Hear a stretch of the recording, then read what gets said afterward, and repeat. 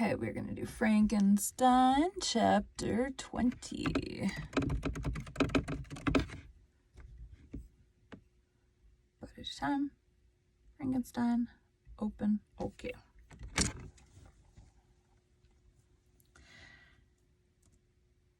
Today we'll be continuing Frankenstein by Mary Shelley. Chapter 20. I sat one evening in my laboratory. The sun had set, and the moon was just rising from the sea. I had not sufficient light for my employment, and I remained idle in a pause of consideration for whether I should leave my labor for the night, or hasten its conclusion by an unremitting attention to it. As I sat, a train of reflection occurred to me, which led me to consider the effects of what I was now doing. 3 years before, I was engaged in the same manner, and had created a fiend whose unparalleled barbarity had desolated my heart, and filled it forever with the bitterest remorse. I was now about to form another being of whose dispositions I was alike ignorant. She might become 10,000 times more malignant than her mate and delight, for its own sake.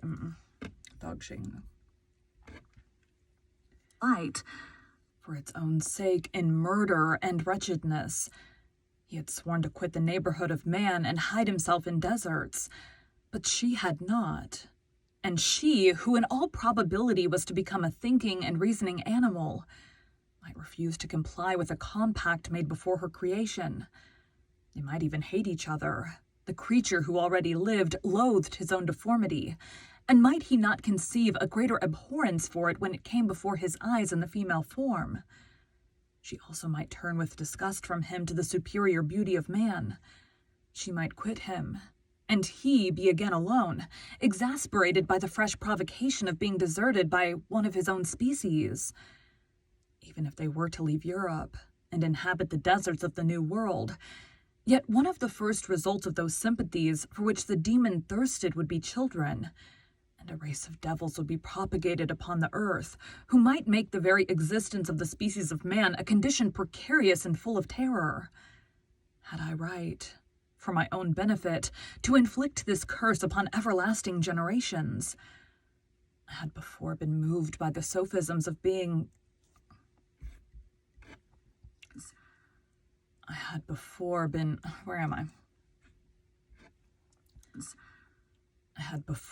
moved by the sophisms of the being I had created. I had been struck senseless by his fiendish threats. But now, for the first time, the wickedness of my promise burst upon me. I shuddered to think that future ages might curse me as their pest, whose selfishness had not hesitated to buy its own peace at the price, perhaps of the existence of the whole human race. I trembled, and my heart failed within me, when on looking up, I saw by the light of the moon the demon at the casement. A ghastly grin wrinkled his lips as he gazed on me, where I sat fulfilling the task which he had allotted to me. Yes, he had followed me in my travels. He had loitered in the forests, hid himself in caves, or taken refuge in wide and desert heaths. And he now came to mark my progress and claim the fulfillment of my promise. As I looked on him, his countenance expressed the utmost extent of malice and treachery. I thought with a sensation of madness on my promise of creating another like to him, and trembling with passion, tore to pieces the thing on which I was engaged. The wretch saw me destroy the creature on whose future existence he depended for happiness, and with the howl of devilish despair and revenge withdrew. I left the room, and locking the door, made a solemn vow in my own heart never to resume my labors.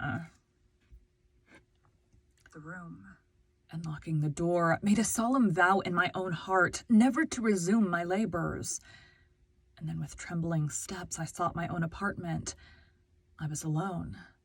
None were near me to dissipate the gloom and relieve me from the sickening oppression of the most terrible reveries. Several hours passed, and I remained near my window gazing on the sea. It was almost motionless, for the winds were hushed, and all nature reposed under the eye of the quiet moon. A few fishing vessels alone specked the water, and now and then the gentle breeze wafted the sound of voices as the fishermen called to one another. I I felt the silence, although I was hardly conscious of its extreme profundity, until my ear was suddenly arrested by the paddling of oars near the shore, and a person landed close to my house. And a few minutes after, I heard the creaking of my door, as if someone endeavored to open it softly. I trembled from head to foot. I felt a presentiment of who it was, and wished to rouse one of the peasants who dwelt in a cottage not far from mine. But I was overcome by the sensation of helplessness, so often felt in frightful dreams when you in vain endeavor to fly from an impending danger, and was rooted to the spot. Ouch.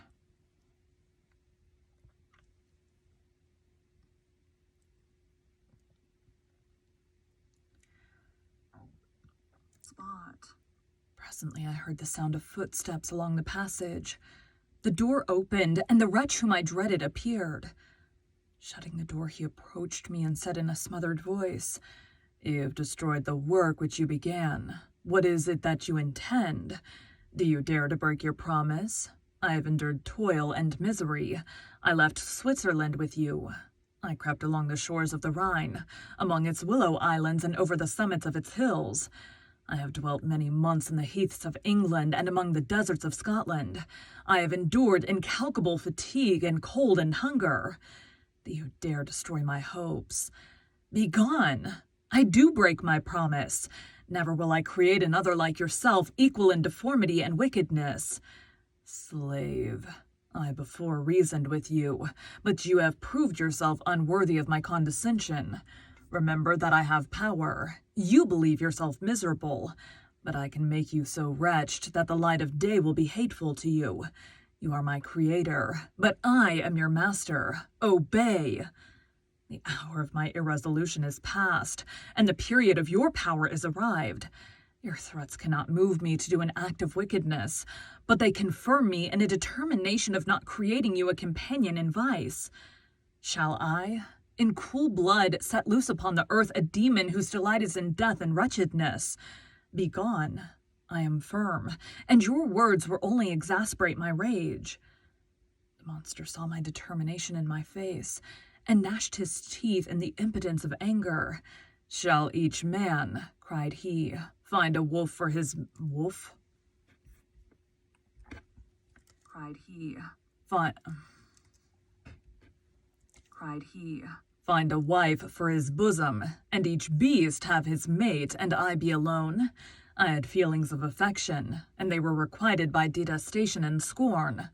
Man, you may hate, but beware. Your hours will pass in dread and misery, and soon the bolt will fall which must ravish from you your happiness forever. Are you to be happy while I grovel in the intensity of my wretchedness? You can blast my other passions, but revenge remains. Revenge henceforth dearer than light or food. I may die, but first you, my tyrant and tormentor, shall curse the sun that gazes on your misery. Beware, for I am fearless, and therefore powerful. I will watch with the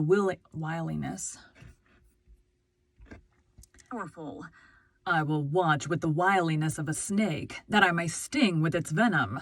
Man, you shall repent of the injuries you inflict.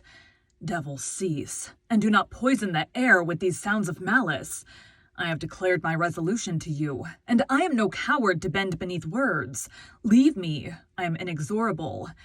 It is well, I go, but remember I shall be with you on your wedding night. I started forward and exclaimed, Villain, before you sign my death warrant, be sure that you are yourself safe. I would have seized him, but he eluded me and quitted the house with precipitation. Seized him, but he eluded me and quitted the house with precipitation. In a few moments I saw him in his boat, which shot across the waters with an arrowy swiftness and was soon lost amidst the waves. All was again silent, but his words rang in my ears. I burned with rage to pursue the murderer of my peace and precipitate him into the ocean.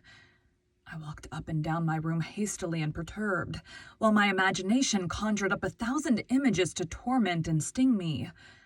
Why had I not followed him and closed with him in mortal strife? But I had suffered him to depart, and he had directed his course towards the mainland. I shuddered to think who might be the next victim sacrificed to his insatiate revenge.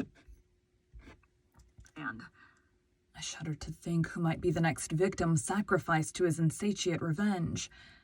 And then I thought again of his words, "I'll be with you on your wedding night." That then was the period fixed for the fulfillment of my destiny. In that hour I should die, and at once satisfy and extinguish his malice. The prospect did not move me to fear. Yet when I thought of my beloved Elizabeth, of her tears and endless sorrow, when she should find her lover so barbarously snatched from her, tears, the first I had shed for many months, streamed from my eyes, and I resolved not to fall before my enemy without a bitter struggle. The night passed away, and the sun rose from the ocean. My feelings became calmer, if it may be called calmness when the violence of rage sinks into the depths of despair. I left the house, the horrid scene of the last night's contention, and walked on the beach of the sea, which I almost regarded as an insuperable barrier between me and my fellow creatures. Nay, a wish that such should prove the fact stole across me. I desired that I might pass my life on that barren rock, wearily, it is true, but uninterrupted by any sudden shock of misery. If I returned, it was to be sacrificed or to see those whom I most loved die under the grasp of a demon, whom I had myself created. I walked about the isle like a restless spectre, separated from all it loved and miserable in the separation. When it became noon, and the sun rose higher, I lay down on the grass and was overpowered by a deep sleep. I had been awake the whole of the preceding night. My nerves were agitated, and my eyes inflamed by watching and misery. The sleep into which I now sank refreshed me, and when I awoke, I again felt as if I belonged to a race of human beings like myself, and I began to reflect upon what had passed with greater composure. Yet still the words of the fiend rang in my ears like a death knell. They appeared like a dream, yet distinct and oppressive as a reality.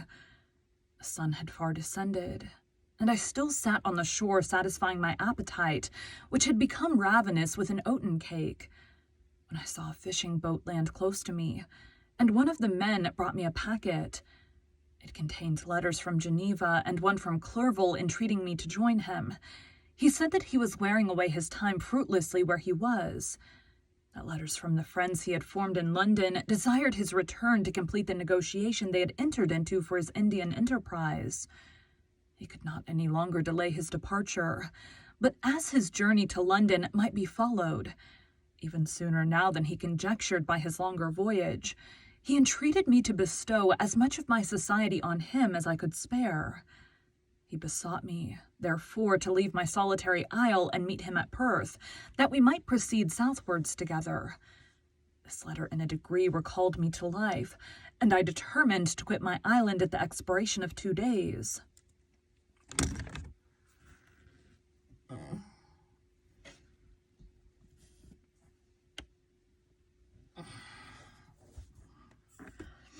What had happened was,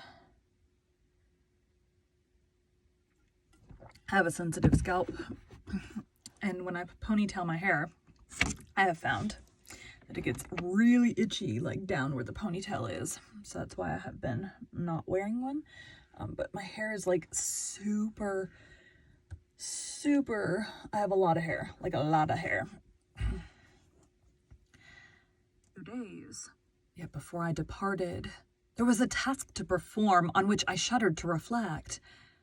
I must pack up my chemical instruments, and for that purpose I must enter the room which had been the scene of my odious work, and I must handle those utensils, the sight of which was sickening to me. The next morning at daybreak, I summoned sufficient courage and unlocked the door of my laboratory. The remains of the half-finished creature whom I had destroyed lay scattered on the floor, and I almost felt as if I had mangled the living flesh of a human being. I paused to collect myself, and then entered the chamber. Excuse me. Chamber. With trembling hand, I conveyed the instruments out of the room. But I reflected that I ought not to leave the relics of my work to excite the horror and suspicion of the peasants, and I accordingly put them into a basket with a great quantity of stones, and laying them up, determined to throw them into the sea that very night. And in the meantime I sat upon the beach, employed in cleaning and arranging my chemical apparatus. Nothing could be more complete than the alteration that had taken place in my feelings since the night of the appearance of the demon. I had before regarded my promise with a gloomy despair, as a thing that, with whatever consequences, must be fulfilled. But I now felt as if a film had been taken from before my eyes, and that I, for the first time, saw clearly. The idea of renewing my labors did not for one instant occur to me. The threat I had heard weighed on my thoughts, but I did not reflect that a voluntary act of mine could avert it. I had resolved in my own mind that to create another like the fiend I had first made would be an act of the basest and most atrocious selfishness, and I banished from my mind every thought that could lead to a different conclusion. Between 2 and 3 in the morning the moon rose, and I then, putting my basket aboard a little skiff, sailed out about 4 miles from the shore. The scene was perfectly solitary. A few boats were returning towards land, but I sailed away from them. I felt as if I was about the commission of a dreadful crime, and avoided with shuddering anxiety any encounter with my fellow creatures. At one time the moon, which had before been clear, was suddenly overspread by a thick cloud, and I took advantage of the moment of darkness and cast my basket into the sea. I listened to the gurgling sound as it sank, and then sailed away from the spot. The sky became clouded, but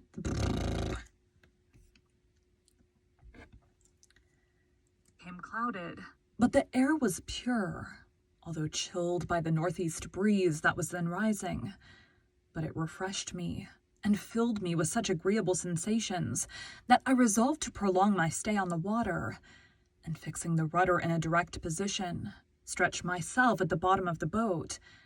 Clouds hid the moon. Everything was obscure, and I heard only the sound of the boat as its keel cut through the waves. The murmur lulled me, and in a short time I slept soundly. I do not know how long I remained in this situation, but when I awoke I found that the sun had already mounted considerably.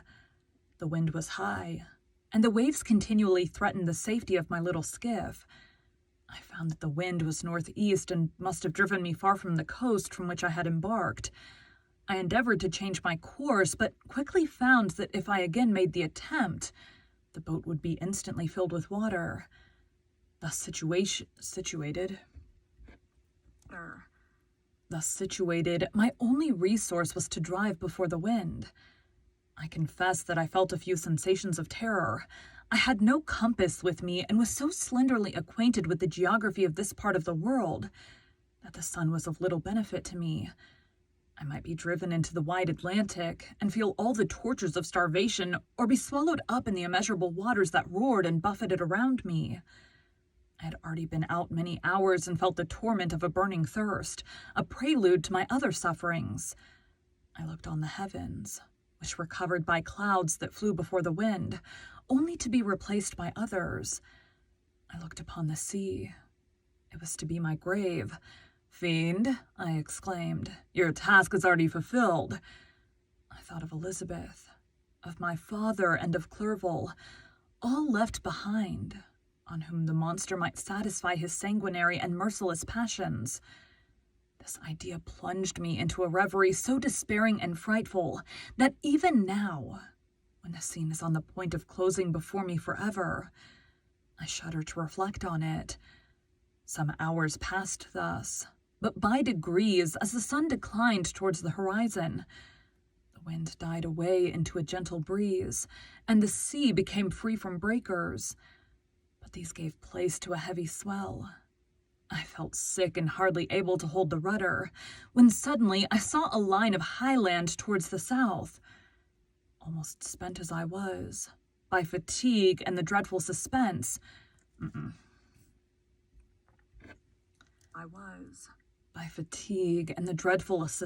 I endured for several hours, This sudden certainty of life rushed like a flood of warm joy to my heart, and tears gushed from my eyes. How mutable are our feelings, and how strange is that clinging love we have of life, even in the excess of misery.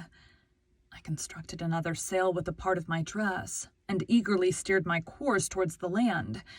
It had a wild and rocky appearance, but as I approached nearer, I easily perceived the traces of cultivation. I saw vessels near the shore and found myself suddenly transported back to the neighborhood of civilized man. Excuse me. Civilized man. I carefully traced the windings of the land and hailed a steeple which I at length saw issuing from behind a small promontory. As I was in a state of extreme debility, I resolved to sail directly towards the town as a place where I could most easily procure nourishment. Fortunately, I had money with me. As I turned the promontory, I perceived a small, neat town and a good harbor, which I entered, my heart bounding with joy at my unexpected escape. As I was occupied in fixing the boat and arranging the sails, several people crowded towards the spot. They seemed much surprised at my appearance, but instead of offering me any assistance, whispered together with gestures that any other time might have produced in me a slight sensation of alarm. As it was, I merely remarked that they spoke English, and I therefore addressed them in that language. "My good friends," said I, "will you be so kind as to tell me the name of this town and inform me where I am?" "You will know that soon enough," replied a man with a hoarse voice. "Maybe you are come to a place that will not prove much to your taste, but you will be...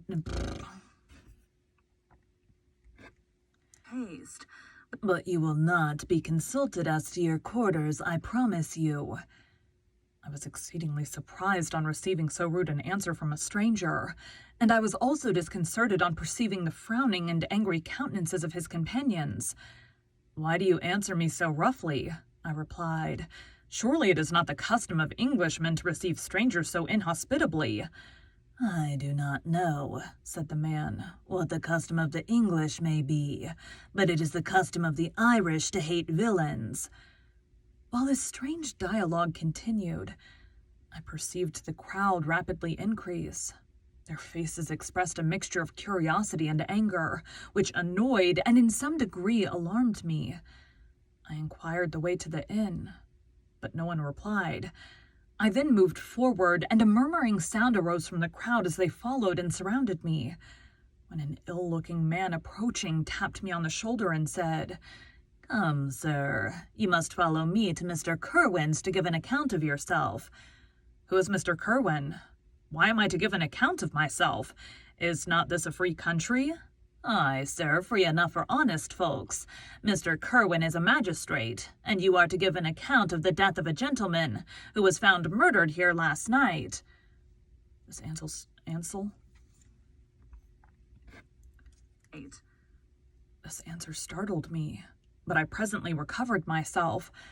I was innocent. That could easily be proved. Accordingly, I followed my conductor in silence and was led to one of the best houses in the town. I was ready to sink from fatigue and hunger, but being surrounded by a crowd, I thought it politic to rouse all my strength, that no physical debility might be construed into apprehension or conscious guilt. Little did I then expect the calamity that was in a few moments to overwhelm me, and extinguish in horror and despair all fear of ignominy or death. I must pause here, for it requires all my fortitude to recall the memory of the frightful events which I am about to relate, in proper detail, to my recollection.